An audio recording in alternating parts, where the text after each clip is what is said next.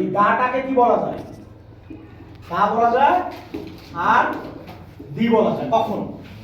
ঠিক আছে, কখন দা বলা যায়, কখন দা বলতে হবে আর কখন দি বলতে হবে। ভালো করে, একদম সহজ জিনিস। দেখো, ধরো সি ও ডাব্লিউ, তাই না? আরেকটা লিখলাম এ ডাবল পি এল ই, কি হয়?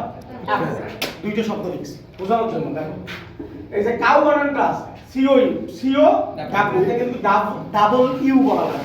আমরা কি করি? ডাব্লিউ, তাই না? আসলে এর উচ্চারণটা হচ্ছে কি? ডাবল ইউ, ডাবল ইউ, মানে ডাবল ইউ। আচ্ছা দেখো, তাহলে এই যে কাউ বানানটা যে আছে, কি আছে কও? কাউ বানানের ফার্স্ট লেটারটা কি? কনসোনেন্ট না? এর পূর্বে যদি আমি টিএইচ ই বসাই, মানে টিএইচ ই বসাই, এটার উচ্চারণ কি? দা কাউ বলবো না দি কাউ বলবো?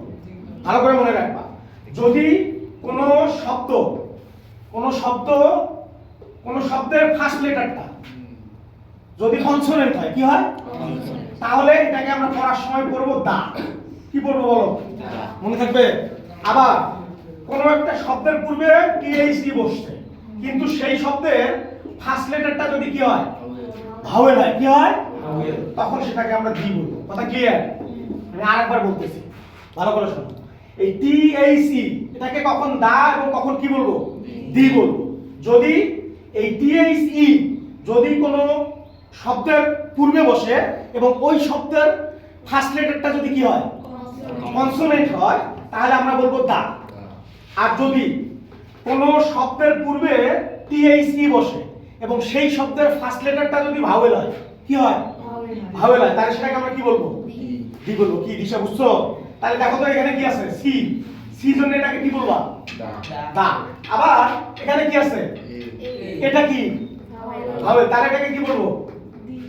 কথা কি বুঝছো? হ্যাঁ, এখন বলো তো দেখি,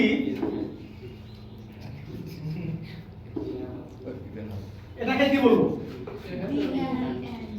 দি আইন বলবো। আচ্ছা, এটাকে কি বলবো? কি বুঝছো? আশা করি বুঝছো। ঠিক আছে,